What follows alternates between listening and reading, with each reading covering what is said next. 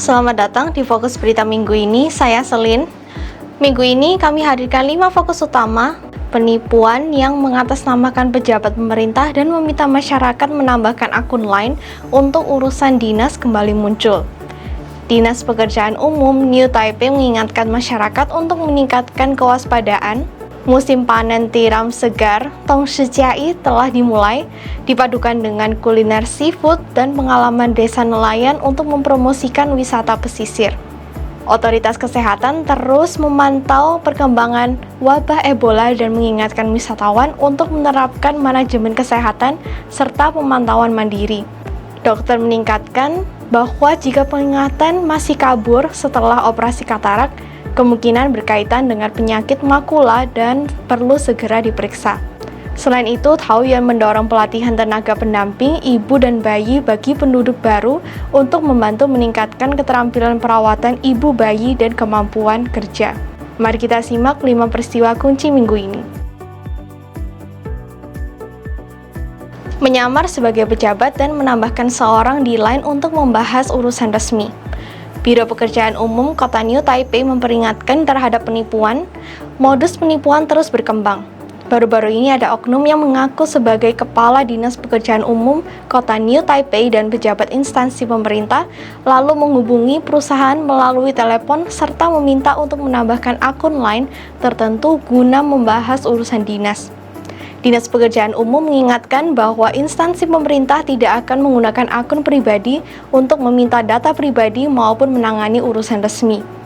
Masyarakat diimbau untuk memeriksa identitas terlebih dahulu apabila menerima telepon atau pesan mencurigakan, serta tidak mudah menambahkan akun asing atau memberikan data pribadi agar terhindar dari penipuan.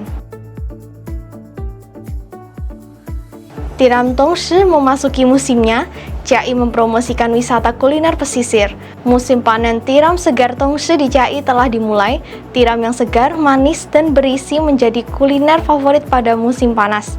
Pemerintah daerah menggabungkan hidangan laut khas dengan sumber daya wisata setempat, serta menghadirkan berbagai promo dan pengalaman lokal untuk mengajak masyarakat mengunjungi kota-kota pesisir. Selain menikmati hidangan khas seperti tiram segar, bubur seafood, dan omelet tiram, pengunjung juga dapat mengenal lebih dalam budidaya tiram dan kehidupan desa nelayan, serta merasakan keindahan budaya dan alam pesisir di Jiai. Wabah Ebola menarik perhatian. Para pelancong yang datang dari luar negeri harus memperhatikan manajemen kesehatan.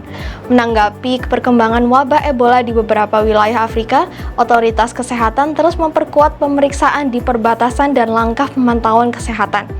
Wisatawan yang pernah berkunjung ke daerah yang terdampak wabah diimbau untuk menjalankan pemantauan kesehatan mandiri setelah kembali ke negara asal, serta memperhatikan gejala seperti demam, sakit kepala, dan nyeri otot.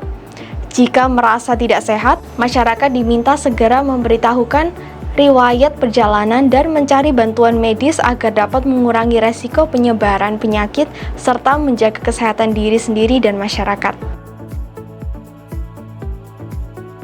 Penglihatan kabur tetap ada setelah operasi katarak. Mungkin berhubungan dengan degenerasi makula. Banyak lansia masih mengalami penglihatan kabur atau gambar terlihat bengkok setelah menjalani operasi katarak. Dokter mengingatkan bahwa apabila penglihatan tidak membaik setelah operasi, kondisi tersebut mungkin berkaitan dengan gangguan makula. Makula berfungsi untuk penglihatan sentral dan kemampuan melihat detail. Jika bagian ini mengalami kerusakan, aktivitas seperti membaca dan kegiatan sehari-hari dapat terganggu. Apabila muncul gejala seperti penurunan penglihatan, secara tiba-tiba garis lurus terlihat bengkok atau gambar tampak berubah bentuk, pasien disarankan segera menjalani pemeriksaan dan pengobatan mata. Taoyuan meluncurkan program pelatihan pekerja perawatan pasca persalinan untuk membantu imigran baru memasuki industri perawatan.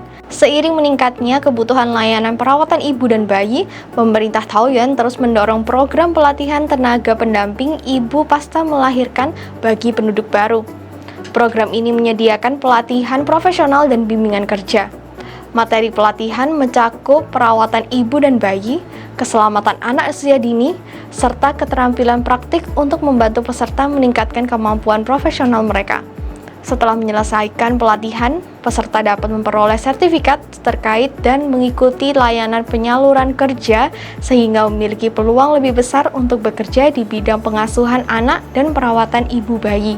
Terima kasih telah menyaksikan Fokus Berita minggu ini.